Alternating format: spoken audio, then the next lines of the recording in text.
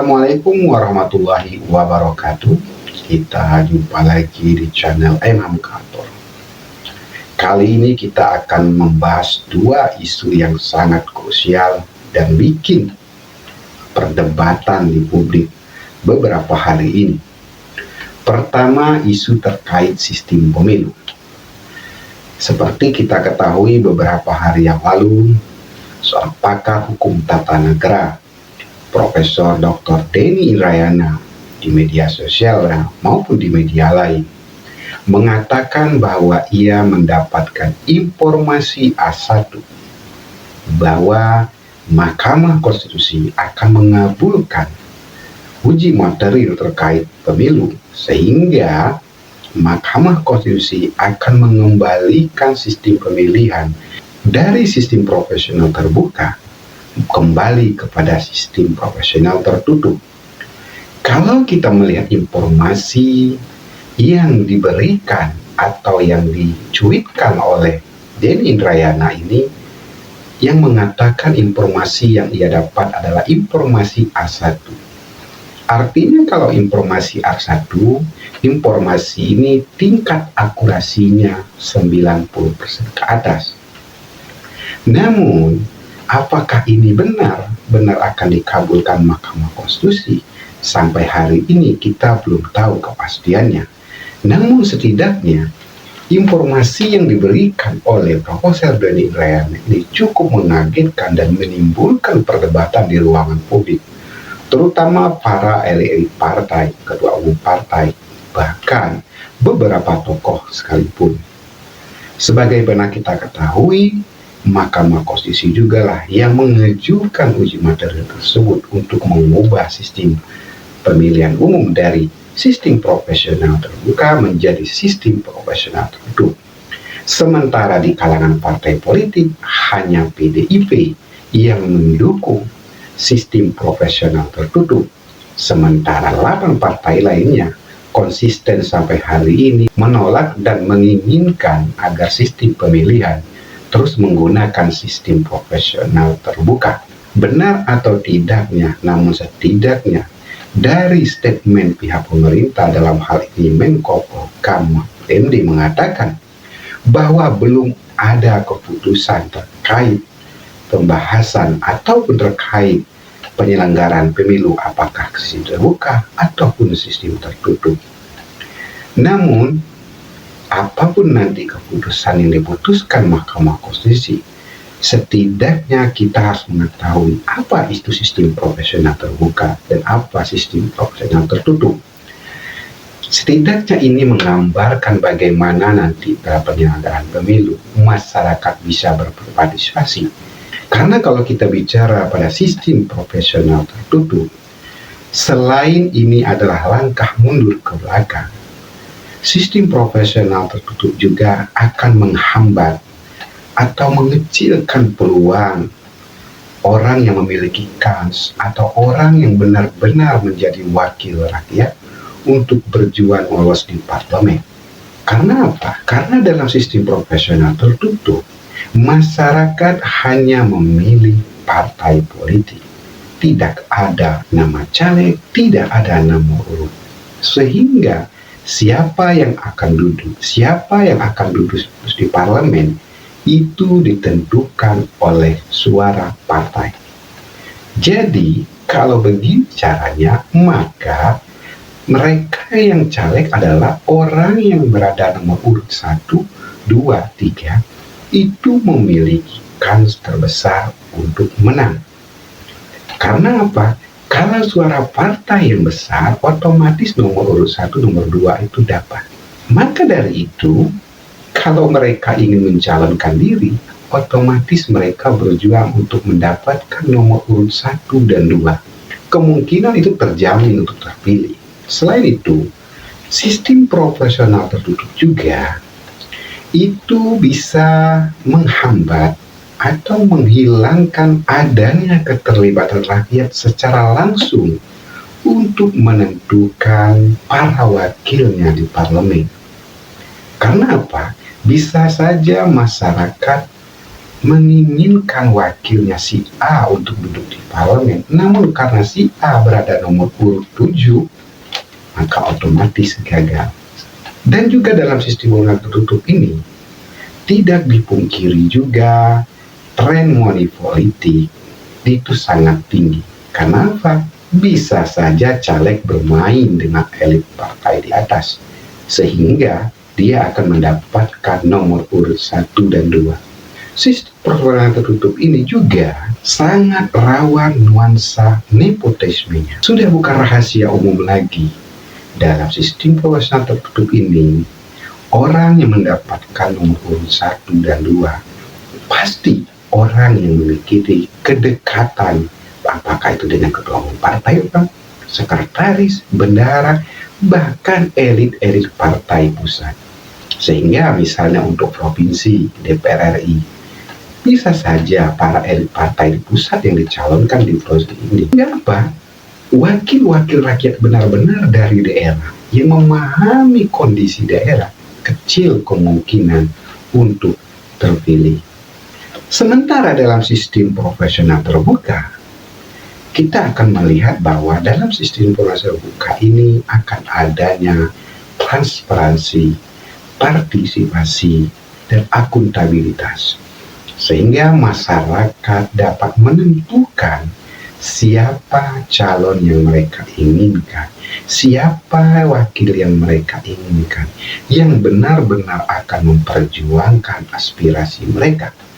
Meskipun calon itu berada di nomor urut 10, kalau suaranya yang paling banyak, otomatis dia yang lulus. Inilah kelebihan daripada sistem proporsional terbuka. Selain itu, dalam sistem proporsional terbuka ini juga memperkuat hubungan kerja atau hubungan emosional antara calon dengan rakyatnya. Otomatis, untuk mendapatkan aspirasi masyarakat, untuk mendapatkan pilihan dari masyarakat, agar masyarakat mau mendukungnya, mau tidak mau, caleg akan berkomunikasi, silaturahmi, dan mendengar aspirasi dari masyarakat, dan itu bisa meyakini masyarakat untuk memilihnya. Dalam sistem proporsional terbuka ini membuka peluang siapa saja bisa mencalonkan diri dan membuka peluang juga siapapun untuk terpilih sebagai wakil rakyat, bahkan dari berbagai profesi sekalipun. Jadi tidak otomatis orang kaya menjadi wakil rakyat, tidak otomatis. Bisa saja dia dengan status sosialnya yang rendah, tapi dia memiliki dukungan masyarakat yang banyak, bisa saja dia terpilih. Dan ini banyak terjadi selama sistem proporsional terbuka ini. Beberapa partai, beberapa daerah memiliki wakil yang secara ekonomi mereka tidak kaya, tapi mereka benar-benar memperjuangkan aspirasi masyarakat. Dan ini benar-benar dirasakan oleh masyarakat. Artinya keterlibatan hak masyarakat untuk menentukan siapa wakilnya benar-benar terjamin, benar-benar terjadi dalam sistem proporsional terbuka ini. Namun, apakah sistem proporsional terbuka, apakah sistem proporsional tertutup, nanti yang diputuskan Mahkamah Konstitusi. Setidaknya, bila ini nanti Mahkamah Konstitusi mengembalikan kembali kepada sistem proporsional tertutup, yang jelas adanya kemunduran dalam demokrasi kita, adanya kemunduran dalam menghargai, menentukan, memberikan aspirasi kepada masyarakat untuk menentukan wakilnya. Namun sedikit kritik juga dalam sistem proporsional terbuka, karena dalam sistem proporsional terbuka juga sebenarnya juga rawan menjamin daripada caleg-caleg yang mungkin tidak berkualitas, tetapi karena dia punya nama, dia punya pamor, akhirnya dia terpilih. Dan ini sebenarnya banyak terjadi dalam sistem terbuka saat ini. Bahkan bisa dikatakan semua partai politik kita saat ini menonjolkan, bahkan merangkul, merekrut para artis untuk bisa bergabung dan menjadi calon parlemen dari partai mereka. Karena apa? Karena partai menyadari artis ini memiliki popularitas, jelas punya modal secara finansial, dan memiliki peluang menang yang besar Dan satu sisi, bukan bermaksud kita ingin merendahkan kualitas daripada hal tersebut. Namun setidaknya kalau kita bandingkan dengan kader internal di partai itu, bahkan dari kalangan lainnya, mungkin lebih menonjol dalam hal kualitas daripada kalangan artis tersebut. Meskipun saya katakan tidak semua artis seperti itu.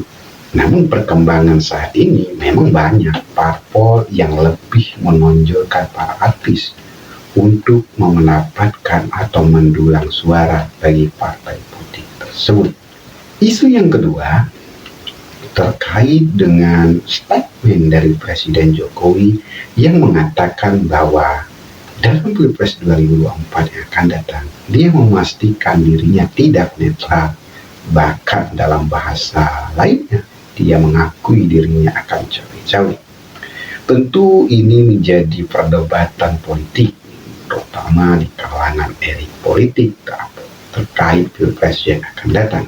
Statement Jokowi ini mengindikasikan, bahkan memberikan sebuah ketegasan bahwa dirinya akan mendukung salah satu capres yang akan maju 2024 yang akan datang. Jokowi beralasan bahwa tidak netralnya dirinya, cawe-cawenya dalam Pilpres yang akan datang, didasarkan keinginannya untuk memastikan bahwa pemimpin ke depan mampu melanjutkan kinerjanya, mampu melanjutkan program kerjanya. Karena bagaimanapun banyak program-program Jokowi yang hari ini masih berjalan, bahkan mungkin juga dalam tahap perencanaan. Sehingga Jokowi menginginkan pemimpin ke depan adalah pemimpin yang memiliki pemikiran dan tindakan sebagai sebuah keberlanjutan dari program kinerjanya. Dan menurut saya ini sah dan normal saja. Karena menurut saya pergantian sebuah pucuk kepemimpinan tidak mesti kita merotasi atau mengubah atau membangun hal-hal yang baru. Menurut saya itu juga kurang elok. Karena apa? Tentu akan menguras anggaran kembali. Namun dari sisi yang lain juga, pernyataan Jokowi yang mengatakan dirinya tidak netral dan cawe-cawe ini menimbulkan kecurigaan, menimbulkan ketakutan di kalangan elit-elit tertentu, terutama berkaitan dengan Pilpres, bahwa bisa saja Pilpres yang akan datang tingkat kejujurannya diragukan. Karena apa?